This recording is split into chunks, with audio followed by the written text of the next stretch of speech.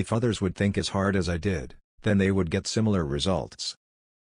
Plato is my friend, Aristotle is my friend, but my greatest friend is the truth. God created everything by number, weight, and measure. When two forces unite, their efficiency double. I consider my greatest accomplishment to be lifelong celibacy.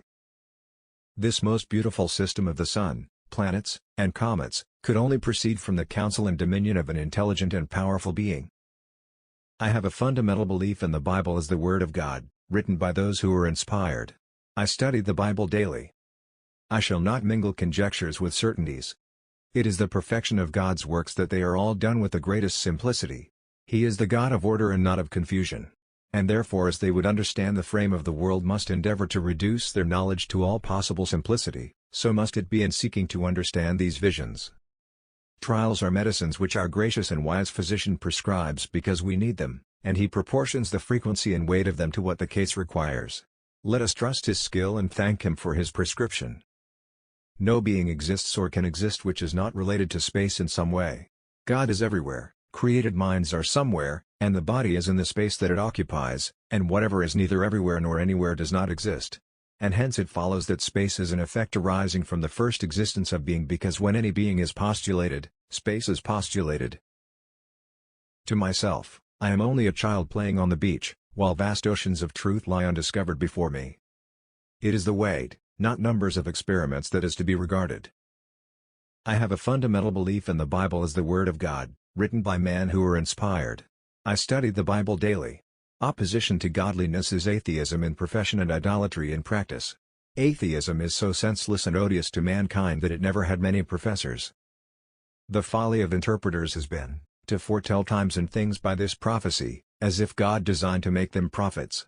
By this rashness, they have not only exposed themselves but brought the prophecy also into contempt. The design of God was much otherwise. He gave this and the prophecies of the Old Testament, not to gratify men's curiosities by enabling them to foreknow things, but that after they were fulfilled they might be interpreted by the event, and his own providence, not the interpreter's, be then manifested thereby to the world. I do not know what I may appear to the world, but to myself I seem to have been only like a boy playing on the seashore, and diverting myself and now and then finding a smoother pebble or a prettier shell than ordinary, whilst the great ocean of truth lay all undiscovered before me. What we know is a drop, what we don't know is an ocean. If I had stayed for other people to make my tools and things for me, I had never made anything. Live your life as an exclamation rather than an explanation. Atheism is so senseless. When I look at the solar system, I see the Earth at the right distance from the Sun to receive the proper amounts of heat and light. This did not happen by chance. Truth is ever to be found in the simplicity, and not in the multiplicity and confusion of things. I know not how I seem to others, but to myself I am but a small child wandering upon the vast shores of knowledge, every now and then finding a small bright pebble to content myself with while the vast ocean of undiscovered truth lay before me. Every action has an equal and opposite reaction. In the absence of any other proof, the thumb alone would convince me of God's existence.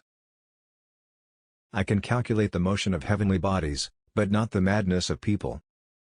All my discoveries have been made in answer to prayer. Tact is the art of making a point without making an enemy.